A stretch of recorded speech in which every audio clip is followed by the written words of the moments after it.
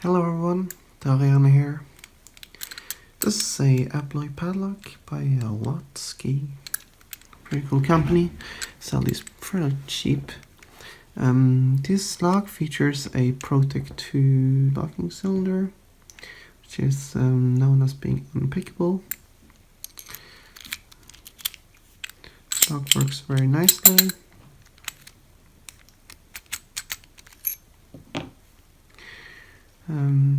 Yeah, the set screw in the side is not in, but that doesn't do anything for the picking pick resistance. Pick resistance stays the same. I'm going to put it in that way. Yeah. Is there anything else? I don't think so. So I'm going to start by doing the DBS disc blockers bypass thingy. She's done throughout the pick, but I need to start it somehow.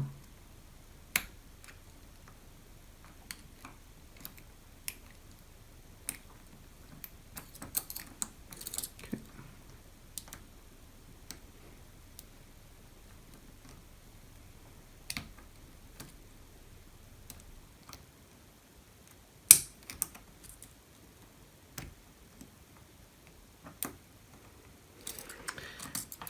Come on.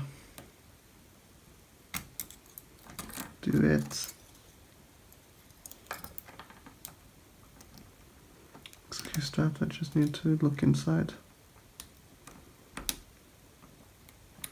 Okay, let me get this out of the device.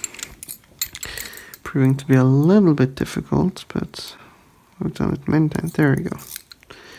I can go in. I can rotate the last two discs to their pick position. They are directly on a disc blocker, so they will always be turned 90 degrees. Always, every protec2. So that's not something that's just for this one. Something that is for this one is the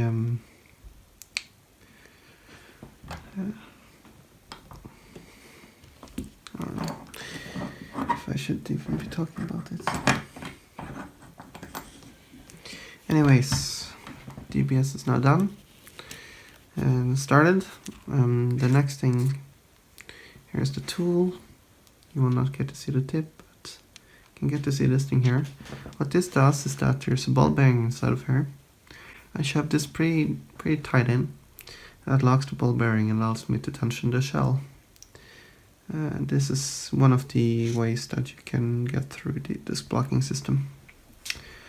Because if you just apply tension, it locks all the discs.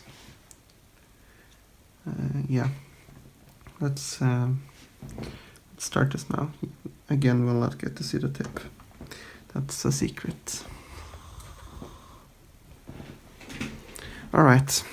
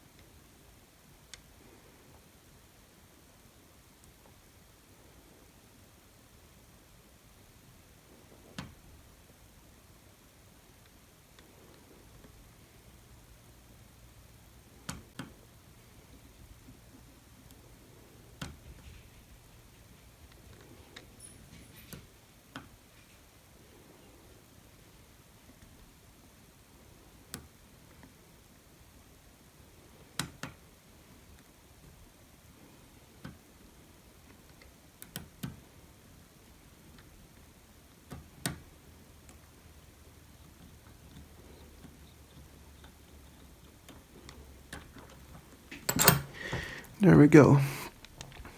Oh shit, I just showed you the tip. Anyways, I'm going to get the tray out, which is right here.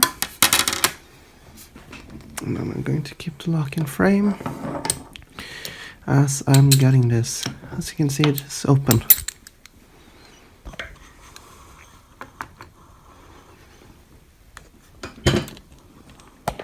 Got a lot of locks here. A lot of locks. Anyway, workspace is a little bit messy, but you know, that's fine. Anybody into this detainer locks will know just how messy it is. It's almost as messy as lever locks, but lever locks are significantly more messy. Sometimes when people pick high security locks, they get quite shaky. I usually don't do that, but with locks like this, I'm shaking a little bit right now, as you can see on my hands. It is a very, very difficult lock to pick, this lock. But as you can see, it is possible. I should do the standard lock-picking lawyer reference and say not too hard to pick if you know what you're doing, but this lock here is a absolute beast. As you can see, here's the sidebar. It is unmodified. I'm going to be putting it right there. And here are all the discs. So you can see. I'm now going to be taking this further apart, but I am going to be gonna have to kind of relock it here. See, I'm gonna use the key here. There we go. I'm going to relock this, pick this, and then I'm going to take this out while pushing a little button here on the side. This is how you get the protec2, by the way, if you don't know. They're a little bit difficult to get, but it is possible. Some people just push out these two things there. You can do that. I don't like to do that, but it is certainly possible to do that with like a screwdriver or something. And here are both of the return bars, as you can see. And now I'm going to start getting this thing. So this number 1, another spacer. Spacers go there, discs go there. Disc number 2 and the spacer. Disc number 3 and the spacer. This time it's a steel spacer. That's because the steel spacers surround discs like this, which are directly on the disc blocker. Oops. Here's another steel spacer. And here are both of the return bars, by the way. I can take them out. So one of the return bars, I'm just going to put them there. Another return bar.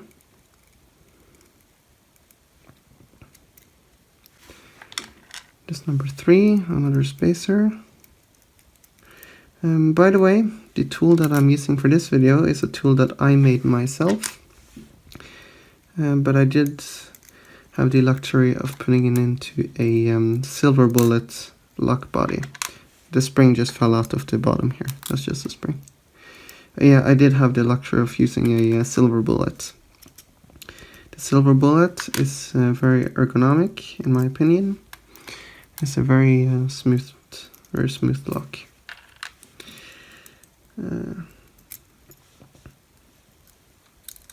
Lock pick.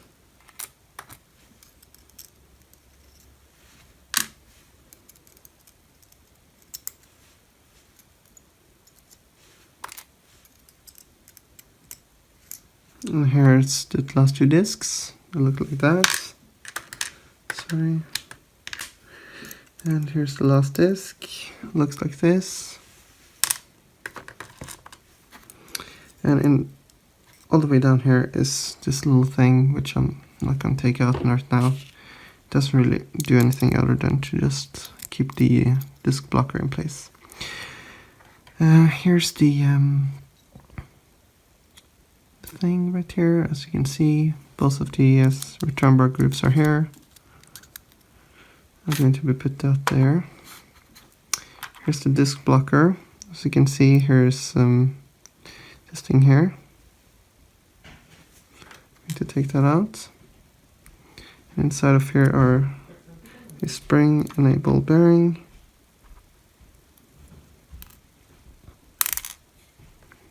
And there we go. Here's the disc blocker, as you can see, completely unmodified. And here's this thing here, as you can also see, completely unmodified.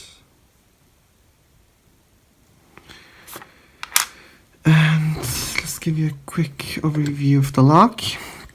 The lock right here did have the shackle, but only one ball bearing, and that is because they're a little bit difficult to assemble with two ball bearings.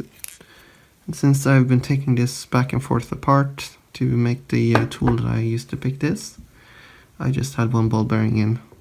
But you know, that doesn't really matter in terms of picking. Here's the all of the guts. If there's anything you think that's missing, please do let me know. Otherwise, I think that wraps up this video. Thanks a lot for watching, and I'm thinking of doing the protec1 in not too long. The protec2 is definitely a lot harder than protec1, but they're both pretty similar. Goodbye.